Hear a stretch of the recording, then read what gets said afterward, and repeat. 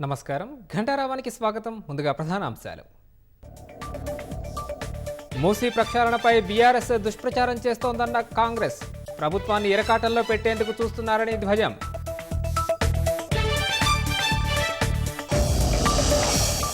హైదరాబాదీలపై CM Revanth Reddy పగబట్టారన్న KTR. లక్షలాది మందికి నిద్ర లేకుండా చేశారని ఆవేదన.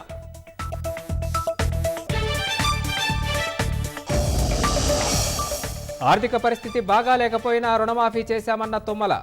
రేషన్ కార్డు లేని వారిని గుర్తించి మాఫీ చేస్తామని స్పష్టీకరణ.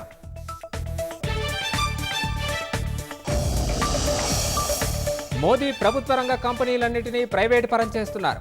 హర్యానా ఎన్నికల ప్రచారంలో రాహుల్ గాంధీ ఆరోపణ.